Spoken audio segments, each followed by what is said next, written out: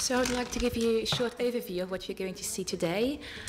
I will first speak to you about gifted children, and I will address difficulties they may have, such as hyperactivity, as well as other troubles and behavioral problems as well.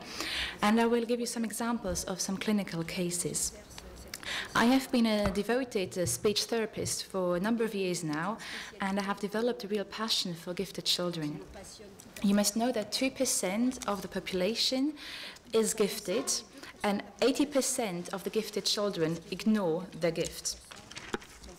50% of gifted children do have problems at school. I often see and meet gifted children that have troubles and difficulties in writing, and they are hyperactive as well. Already in 1978, Mr. Pierre Debridsen, the chief of staff at the Hospital of Psychopediatrics, said, "Mercy for the gifted." This is why, as well, in line with this quotation, Anatole France already said that she knew that we were right. What I do at my work, I screen the children and analyze the causes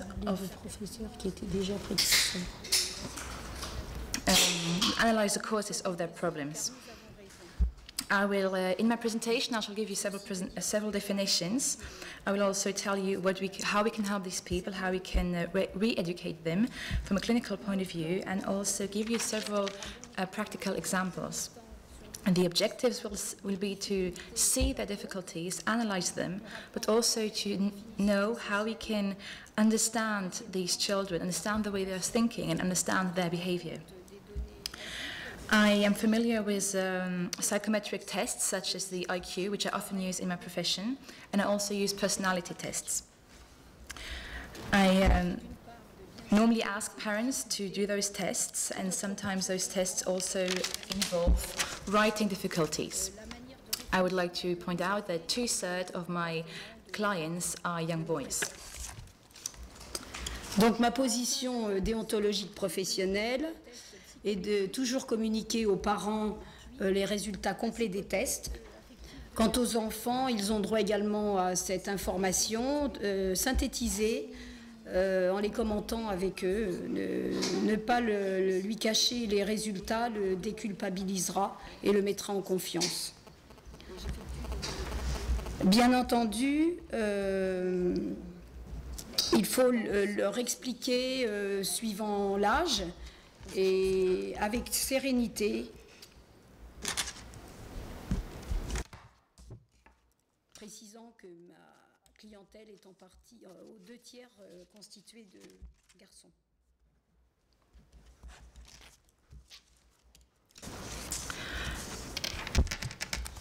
So I would like to tell you a bit about these tests I do with the children.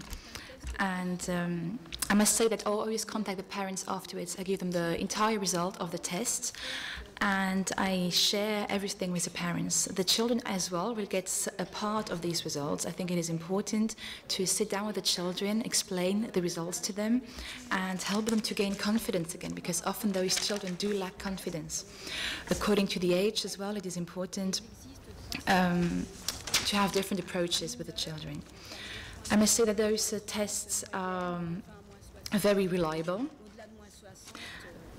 I analyze, on one side I analyze the reading of the children. I analyze how long they take to do the reading, as well as the amount of mistakes they do.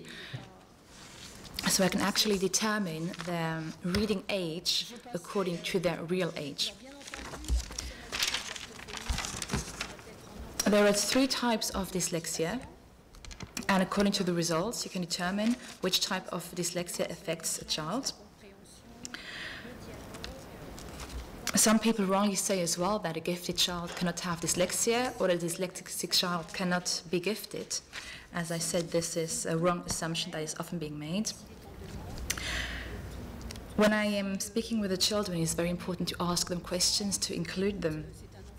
to make sure they understand what I'm asking them, but also to make sure they know that I'm trying to understand them, to help them, to engage in dialogue with the children. It's important to show some interest in their lives as well, in order to make them feel confident and reassured. You need to motivate them and show you that you really value them, and most importantly, you can never lie to a child. This, however, all these methods do not exclude a certain authority from my point of view, which is important as well. You must always remember that those children are often scared, and never forget that. I must say that amongst gifted children and gifted teenagers, suicide is 3 times more important than with their age mates.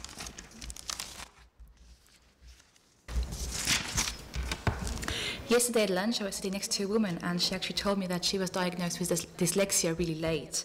When I asked her the intensity of her dyslexia, she actually said she didn't know. She didn't know there were different categories. There were 3 different categories to analyze the intensity of dyslexia. So I would also want to speak about speech delay and language delay. There are 2 types of delay. They can be either phonetic or due to the syntax. When they are phonetic, this means that the child will have difficulties to articulate properly. And when the delay is due to the syntax, that means that the child will not be able to construct sentences properly. I must say that those 2 types of delays can be linked, but the phonetic delay, however, does never influence dyslexia or lead to dyslexia. I must say, however, that 1 child out of 3 has had speech delay if they have dyslexia afterwards. Often, however, the behavioral problems can be rehabilitated with the right therapy, and it is important to include warmth and a little of humor as well when helping the children. I mean, isn't this the best therapy, really? I will also want to speak about dysorthographia, which is always correlated to dyslexia. It is only in very rare cases that there is dysorthographia without dyslexia. Ces difficultés en orthographe sont toujours corrélées à la dyslexie. Il peut par contre y avoir, mais très rarement, une dysorthographie sans dyslexie. Whenever I do the first anamnesis with the children, I also ask the parents. So basically, this is a way of asking all the questions relating to the child, knowing how the pregnancy was, how the birth was. Because often you must know that the family history is related. Sometimes there has always also been light brain damage, and the child could have been premature, could have had really light weight. Cases of jaundice or epilepsy can also be common cases. However, I would like to point out, and this is very, very important to me, that the cases of these problems of dyslexia are never due to psychological cases. I mean, you wouldn't say either that short-sightedness is due to psychological cases, do you? It is very important here to not confuse the cause and the consequence, as many people still link speech problems and dyslexia to psychological causes. This can have a very negative impact on the child and can have a devastating effect on the therapy and the rehabilitation. I would like to quote Paul Verlaine here, who said that we are not the ones, we lack the, that those people would lack the openness and the knowledge of other professions in order to be able to say that their profession is the best. I would also like to acknowledge the wonderful work and the brave work of Anne-Charlée Debray, Ariel Ada, and Monsieur Terrassier, who explained us everything about dysynchronia.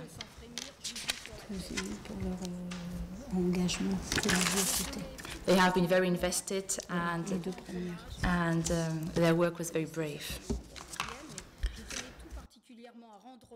Pour leur engagement courageux vis-à-vis de la psychothérapie de bon sens, ces remarquables psychologues cliniciennes que sont Anne-Charlée Debray et Ariel Ada. J'en profite pour remercier également Charles Terrassier, dont on connaît le terme de dysynchronisme, et qui se bat aussi pour faire reconnaître ces petits surdoués. I would like to point out that 1 out of 2 children that have been this mature are also unstable. All of these problems are also linked to difficulties of concentration and difficulties and problems of hyperactivity. Hyperactivity, as the Anglo-Saxon call it hyperkinesia as well. This is often linked as well to fetal hypermobility, mobility, which can be noticed already so during pregnancy. This motor instability is permanent and in comparison to some reactions of the child that don't necessarily have to be permanent. The child's reaction and behaviors can be linked to circumstances within the family and the school as well. The attention deficit is also strongly linked to this.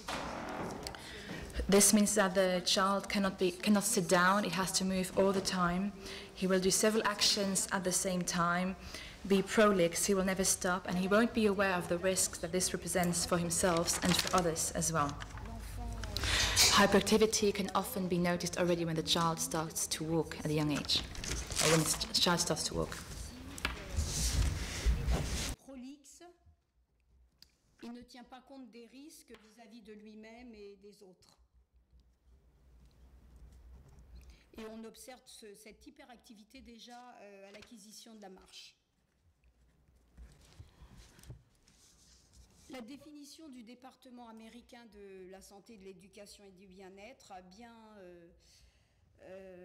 défini cette notion de MBD qui est un dysfonctionnement minime du cerveau, accompagné parfois de strabisme, d'incoordination motrice. Before we get into particular single cases, I haven't really understood whether you view dyslexia or dysorthographia as a single entity or as a symptom of a larger whole, because you describe all these complex cases with different symptoms, which are both focused on the motor cortex and on speech recognition and speech formulation. And my question is, do you view these completely as complex entities, or are they single entities present in the same patient? D'environ 19 ans, que j'ai détecté pour des difficultés en orthographe. Et finalement, ce n'était pas une vraie dysorthographie, mais c'était dû au manque de base. Le travail a été de faire de la méthodologie, lui donnant des recettes. Question? Oui? Can I ask it in Yes, absolutely, yes. French is not. Absolutely, you can ask in English, yes, that's fine.